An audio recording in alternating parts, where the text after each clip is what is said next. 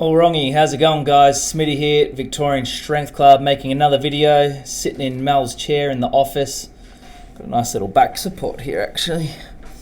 Great idea, Mel. Alright, this video is Strongman vs CrossFit. This is coming off the back of a YouTube and Instagram video that World's Strongest Man put up. What was the title? Is Strongman just CrossFit now? You guys might have seen it. And I'm going to chat about that video quickly, and then I just thought it would be a great time, great excuse, great reason to chat about just a couple of things. Not so much the differences between the sport, but I wanted to actually chat about the similarities. I'm going completely off the cuff here, so if I look over at the computer, it's just I've got the video open, the World's Strongest Man video, just so I can remember the title. And I've left some of the tweets up. So apparently, World's Strongest Man, they've put up some videos maybe of some competitions or something. And they've gotten some tweets or comments, people saying that Strongman is just CrossFit now, like it's too light, the comps are too light, maybe rewarding smaller people, more athletic people rather than just brute strength. One of the comments says, I will say a lot of these competitions are more medleys and more speed and endurance based. So I'd like to know which competition they're talking about exactly, because they might be right. I think all competitions in Strongman should have moving events, medleys, things that test your endurance in some aspect, and then it should have some type of heavy lifting that's near maximal. So either a 1RM test, a max deadlift, max log, max something. If it doesn't have a max event, at least one of the medleys, or at least one of the, let's say, stones, like a stone ladder that just gets heavier and heavier and heavier, to the point where people are failing the last stone or the last two stones, or a log medley, axle medley, just something where in the event itself, even if it's not for max, you're building up to heavy weights, you're still going to reward the strongest person.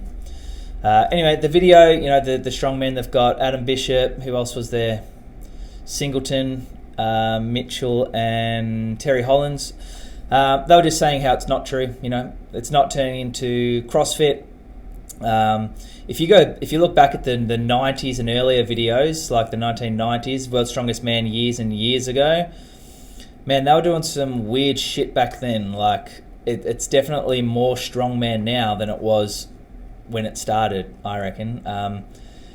Terry Hollins mentions like it does go in trends, so I reckon like the last decade I think's been the heaviest. They've always had heaps of max deadlifts, heaps of the stone runs getting heavier, max logs, heaps of that stuff. So I don't think those comments are valid, but I don't know what those people have commented on. Maybe it was a certain competition that was a little bit too light, and these people call it CrossFit based. They might not even be real tweets. They might have just made this whole video up just to put something out, chatting about the differences.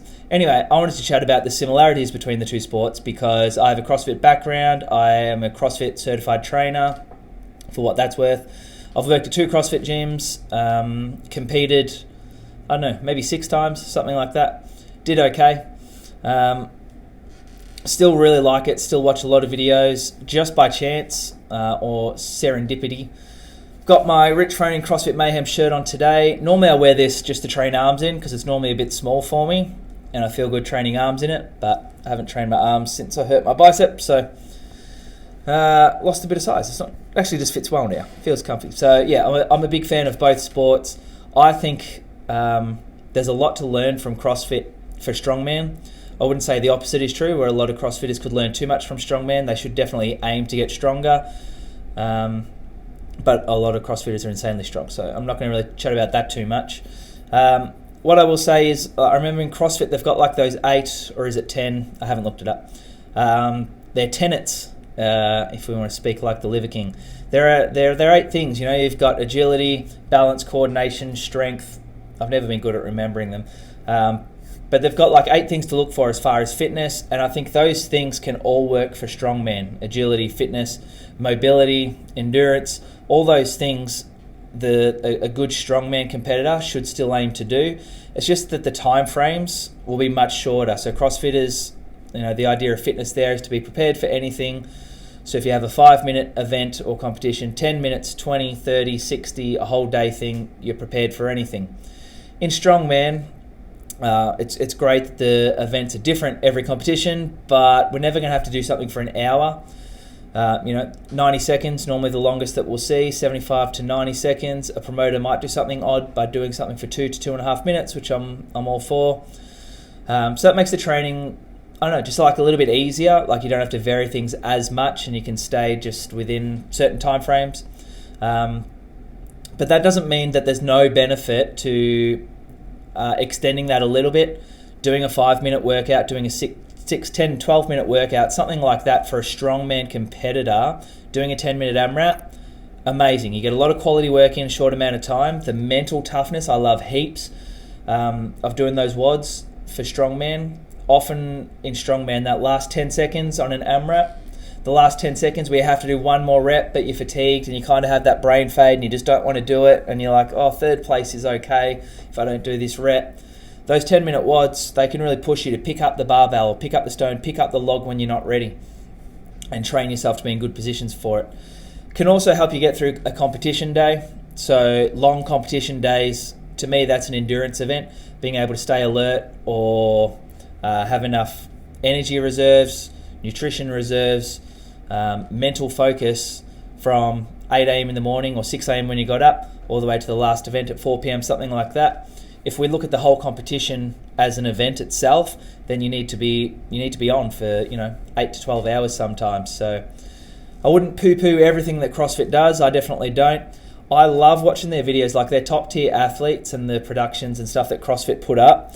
Watching, I remember what year is it now? Yeah, it'd be like eight years ago or more. They put up the 2014 documentary for CrossFit and other ones, anything that they put up about Froning back in the day, showing them, rocking up to gym, stretching, doing some rowing intervals before the workout and after the workout, walking, jogging, cooling down, stuff like that, like treating it more of an art, more of a professional sport. That was when it was transitioning into, they were making a lot of money from CrossFit. So, and I know a lot of the strongmen now, they do that. They are full-time strongmen because there is some money in it, I guess, overseas and at the top level. So these guys have to work on their mobility. They're eating better and focusing on their nutrition. They've all got nutrition coaches now. And they haven't copied CrossFit, I wouldn't say that, but it's still stemming from that art of being a professional athlete. And I think those two sports, it's the same deal. You need to be as strong as possible, fit as possible, muscular, endurance, and technique. You need to have as much technical proficiency as possible as well. So doing some EMOMs at 70 or 60% of your max, doing some lighter days, second sessions. These CrossFitters known for doing 2 or 3 sessions a day. I think even as a 150 kilo bloke, these guys, if they've got the time, can do multiple sessions a day. The second session just being bodybuilding blood flow work, or just being technique work, some pauses on the log, or use your imagination there.